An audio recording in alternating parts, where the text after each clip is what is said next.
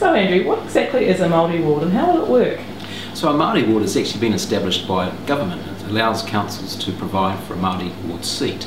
Just as government through our country has had Maori Ward representation for over 150 years, this applies to councils as well. And how it works is those who identify as Maori on the Maori electoral roll have a vote for their representative. So do I have anything to be afraid of? Look, so there's nothing to be afraid of, and if we put it into context or perspective of the size of representation on our council, we're made up of 14 councillors and a mayor currently. This is one seat, so it's in no way a takeover or a domination off the table. It's about including the Maori perspective. So why are you even bothering, given the controversy around this subject?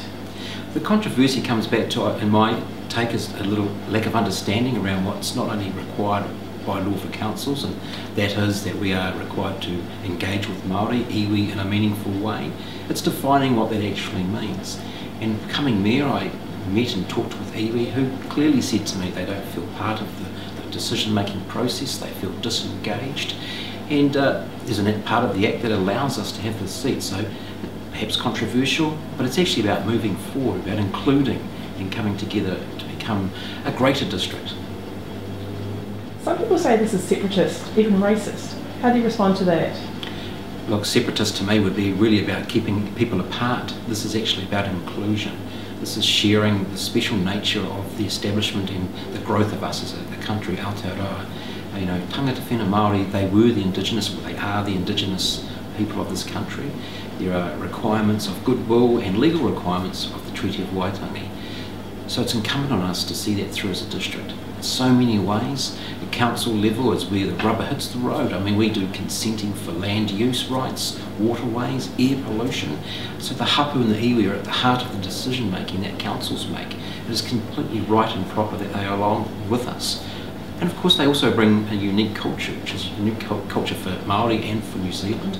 It's something that we can learn from together as a district and as a council moving forward. Lastly, what are your thoughts on the possibility of a poll on this issue?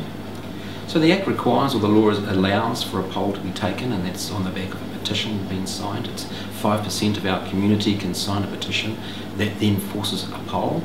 So there's a democratic process for the community to do this, and such. That poll would then be binding on the council for the next 6-year period. That's the law. So for those people who perhaps say that we've just nailed ahead without really listening to the community, there are steps in place. I would add to that we need to balance that aspect with the fact that any other decision we make doesn't afford a similar sort of process. So it's not something I'm in favour of as a process. I would challenge that, but that's what the law says we can do, so that's what's there.